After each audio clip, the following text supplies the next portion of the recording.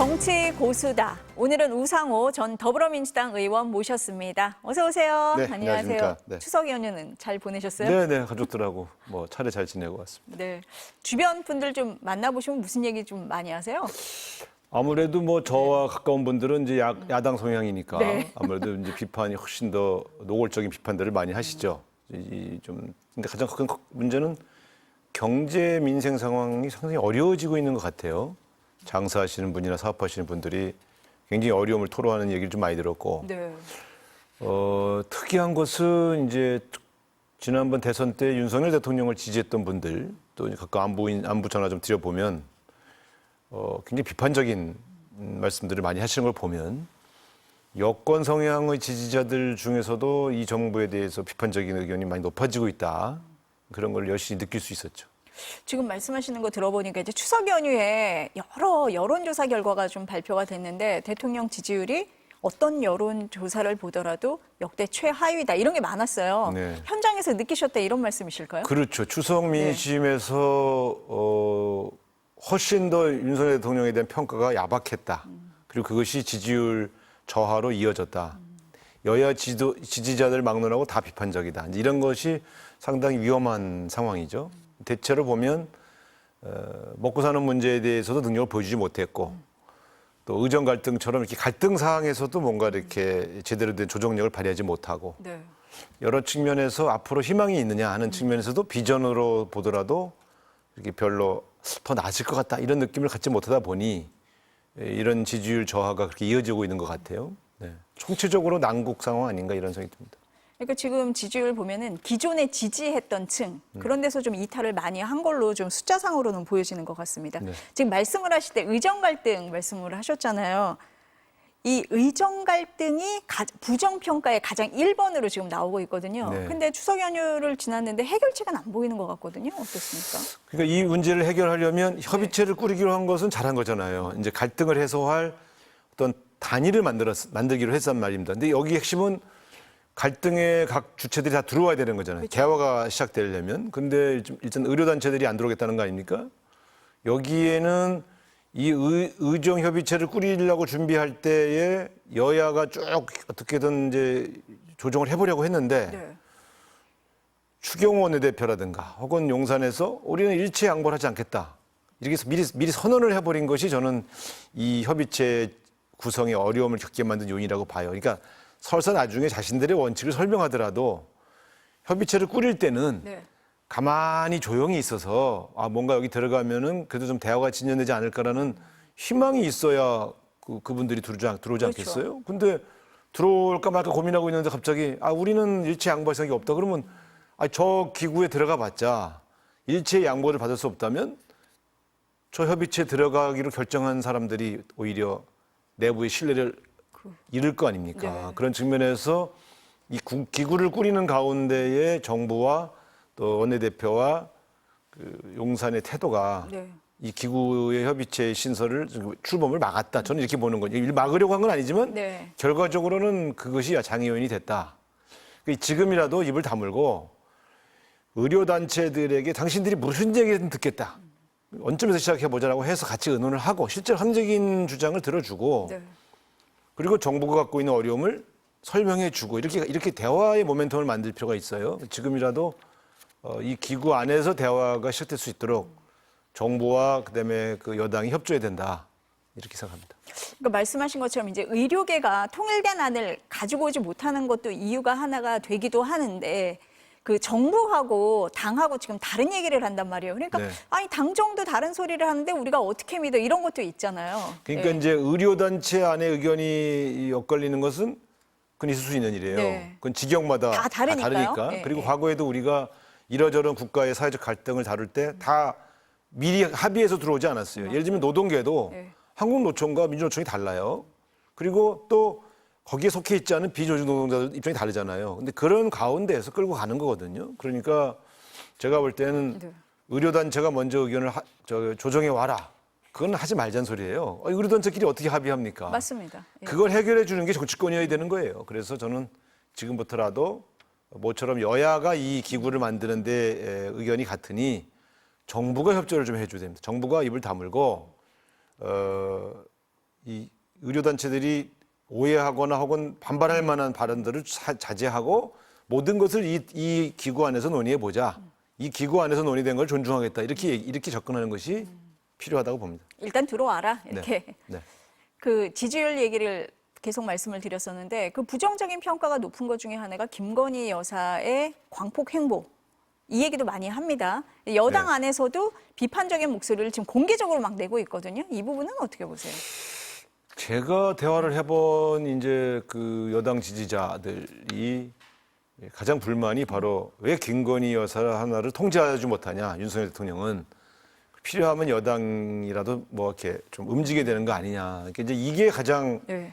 여권 지지층도 이게 가장 불만인 것 같고요. 심지어 여당의 국회의원들도 자신들이 어떻게 할 수가 없다. 벌써 몇 번째냐. 이제 이런 이야기를 하는 거 보면 이분을 통제하는 게 거의 어려운 상황이어서 어려움이 있는 것 같고 또 그런데 이렇게 많은 국민이 걱정하고 있으면 이건 윤석열 대통령이 해결해야 돼요.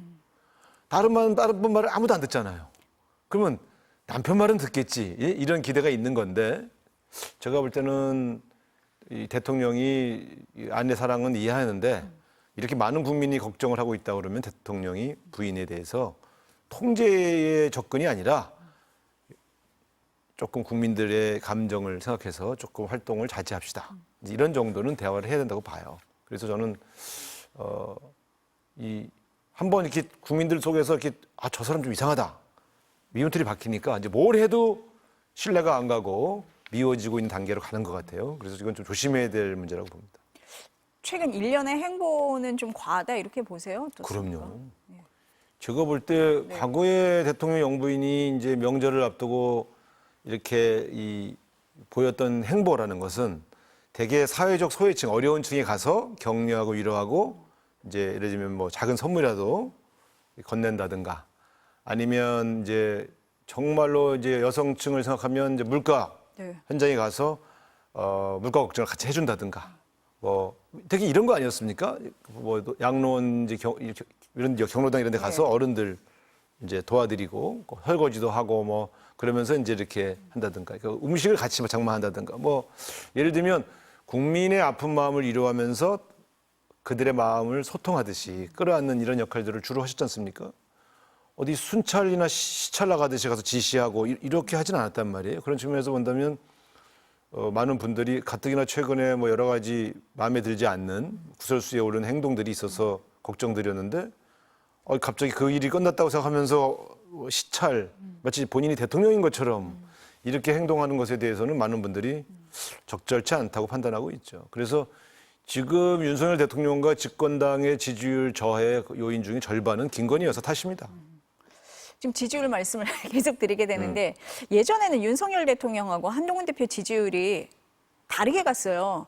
윤 대통령 지지율이 떨어져도 한 대표는 오르는 그런 경우가 많았는데 지금 같이 간단 말이에요. 네. 이유가 뭐라고 보세요? 아니 최근에 네. 윤석열 대통령으로부터 조금 그 압박이랄까 또 뭐 말하자면 약간의 그 왕따랄까 뭐 이런 일을 당하면서 좀 위축되신 거 아니에요? 그러니까 과거에 활발하게 국민의 상식선에서 하던 발언이 사라졌죠. 그러니까 소위 말하면 쓴소리 해주는 한동훈 대표의 기대감 이런 것들이 좀 약화되면서 지지율이 동반하고 있다고 보여집니다. 그래서 제가 볼 땐 이게 참 어려운데 네. 같은 집권 세력으로서 쓴소리하기 쉽지 않은데 그래도 민심을 전달하는 집권당 대표의 모습 그거는 꾸준히 가져가 줄 필요가 있다고 봐요.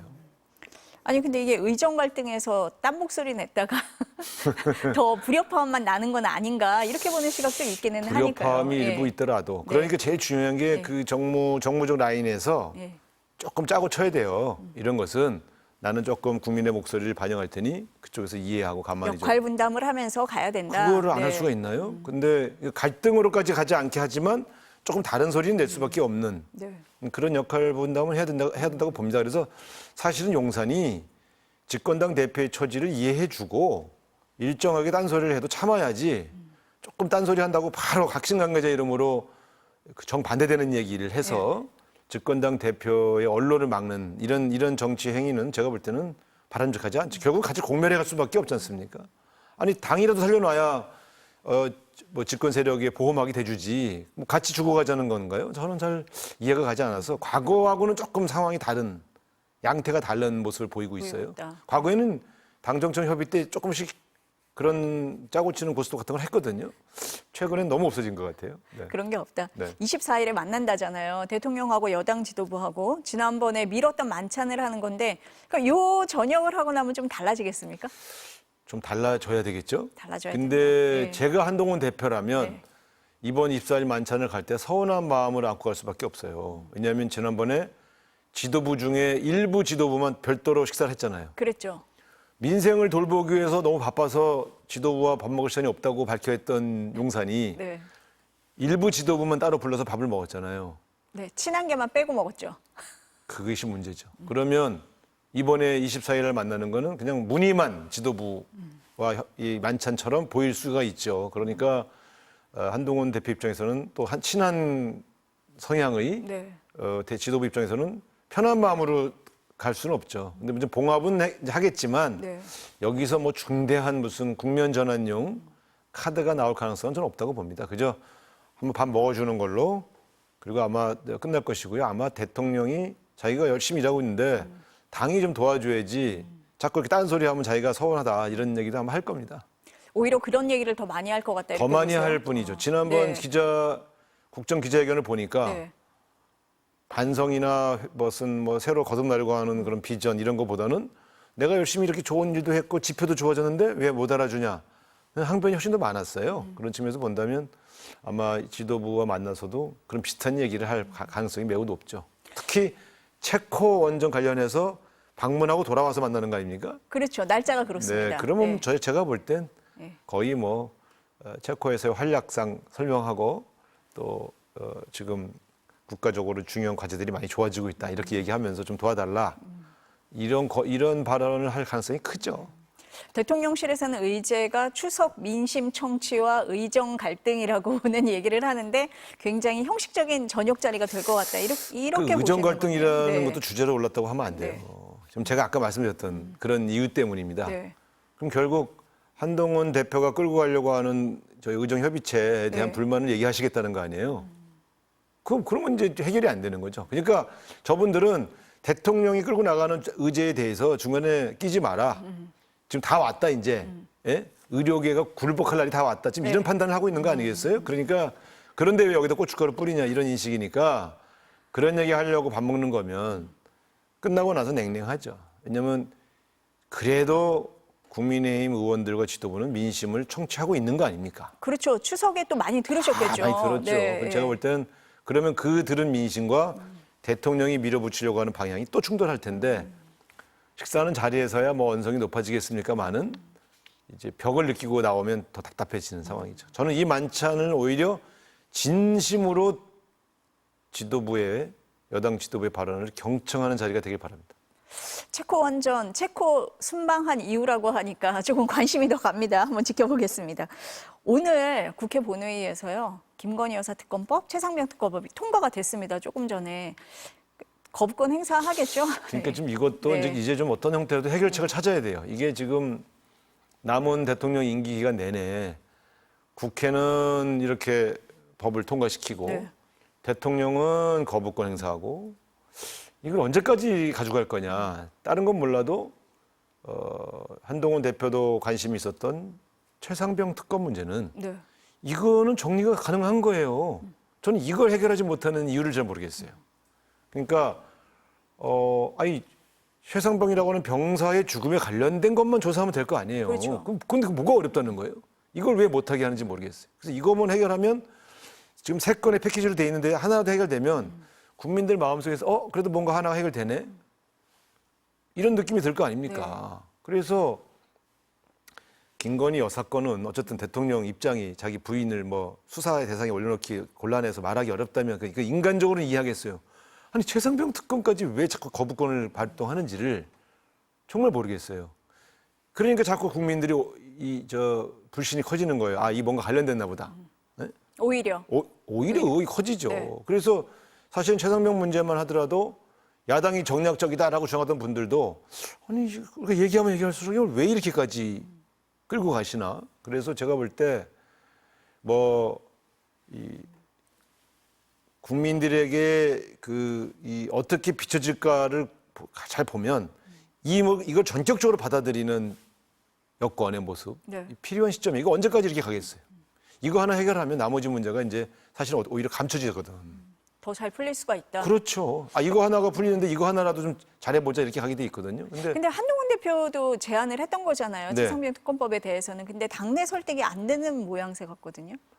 근데 그건 이제 그분의 정치력이 이제 이것밖에 안 된다 그러면 앞으로 이제 대통령 도전하실 수 있겠어요. 그러니까 제가 볼 때 이 문제를 가지고 야당의 목소리를 100% 받아들인 것이 아닌 여당 자체의 안으로 자기 당 의원들을 설득하고 끌고 가야죠. 아니 최상병 특검법도 해결 못하면서 어떻게 이 대한민국의 중요 과제들을 해결할 수 있겠습니까? 저는 일단 최상병 특검 이것부터, 문제는 제일 네. 사실 쉽다고 봐요.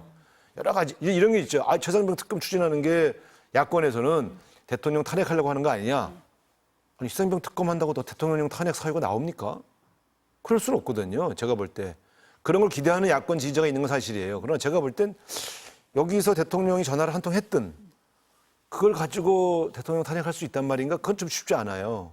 그래서 그런 의혹, 그런 말하자면 걱정 덜어내고 최상병 관련된 그 진상만 조사하는 특검하면 될 거 아닙니까? 국민 지지가 굉장히 높은 법안이기도 합니다. 그렇습니다. 최상병 특검법은. 네.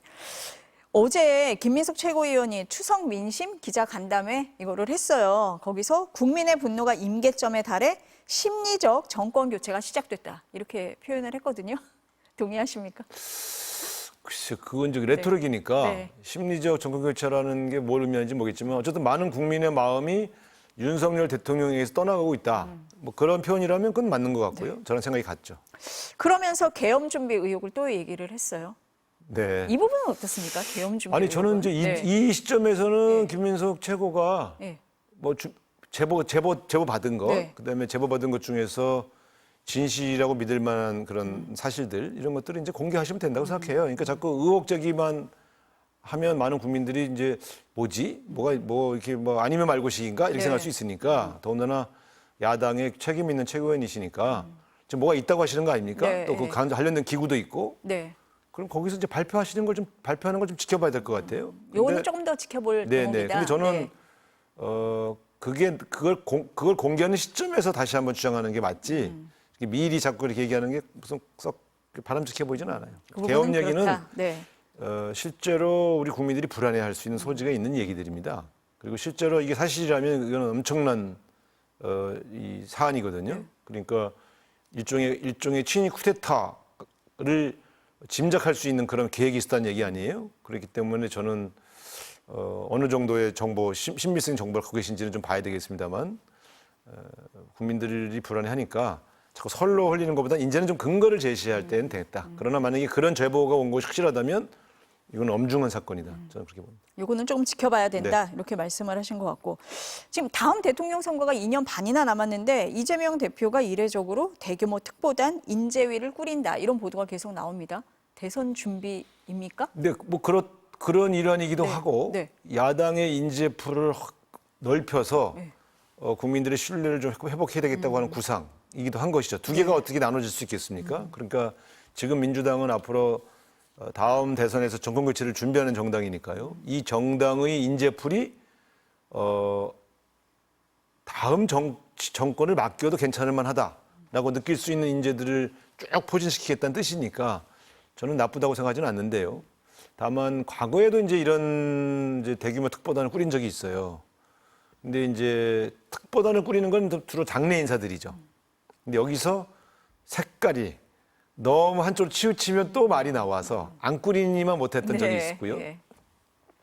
인재를 영입한다고 할 때 가장 어려운 거는 그 영입한 인재 중에 구설수에 휘말린 사람들이 생기면 전체 10명을 잘 모시고 와도 네. 한 명이 가령 뭐 음주운전이 있었다, 과거 학폭이 있었다, 뭐 이런 시비 한번 걸리면 10명 모셔온 분들이 다 이렇게 의미가 없어지는 그런 경험이 있었다는 걸 되새겨 볼 때 지금 당장 선거 때문에 모시는 게 아니니까 저는 특보다는 좀 잘 꾸리되 네.